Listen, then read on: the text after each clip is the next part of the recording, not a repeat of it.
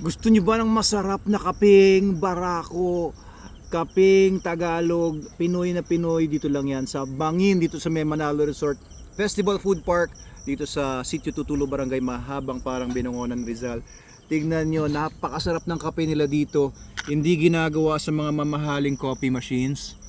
Ginagawa ito sa pamamagitan ng pag-ibig at pagmamahal. Dito sa Manalo Resort Festival Food Park, dito lang sa Metabe, sa Bangin, dito nyo lang makukuha itong ganitong klaseng kapeng barako, kapeng Pilipino.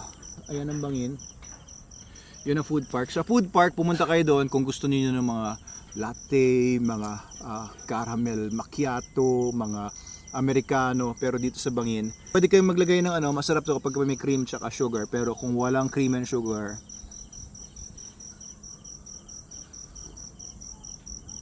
grabe. Tagalog na Tagalog. Barakong barako. Naalala ko yung lola ko. Ganito kasi yung kape niya. Yung Amoy. tinitimpla niya. Oo. Yung amoy, di ba? Amoy, alam niyo yon, amoy lola. Ayan ang kapeng barako dito sa Bangin. Amoy lola ko. Parang kape Inang. Kape nung unang panahon. Oo. Diba? Alala ko nung nagkakape ako doon sa Pandakan sa Manila. Doon lumaki ang tatay ko sa Pandakan, Manila. Pag magkakape doon, ganito yung amoy ng kape doon. Kapeng barako ng aking lola, si Inang. 58 pesos only. Oo, nabuhay yon hanggang 97 years old. Kaya sana dahil sa kapeng ito, mabubuhay tayo ng 200 years old dahil wala akong bisyo. Yun, ang lakas manigarilyo ng lola ko na yun. Grabe, magkabila pa yung sigarilyo niya. Binabaliktad-baliktad niya yung apoy, pinapasok niya sa loob ng bibig niya, tapos babaliktad rin na naman niya yung apoy, nandun na naman sa kabila. Hindi na papasok? Hindi, 200 years old, kapeng barako, dito lang, sa Bangin. Magkano yan, sir? Hindi ko lang, libre ako dito, di ba? 58 pesos. 58 pesos. Ayan. Sulit na sulit. Ang laki Sulit ng na cup. sulit. Talagyan natin ng cream. Mas maganda na may cream. Kasi pagka-araw, nagfa-fasting ako, kape lang kinakain, ay ininom ko, walang cream, walang sugar.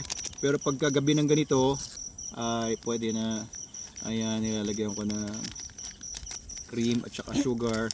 Just like what my lola did. Ito, may mixer. Gaya ng timpla ng mga lola ko noon. Ito, kaamoy ng lola ko. Ayan. Bango.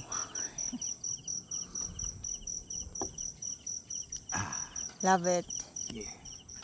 Kaping barako. Dito lang, sa Bangin.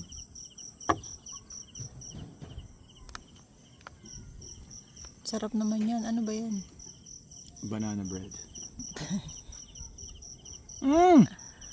Tapos kaping barako, ihalo mo sa bibig mo.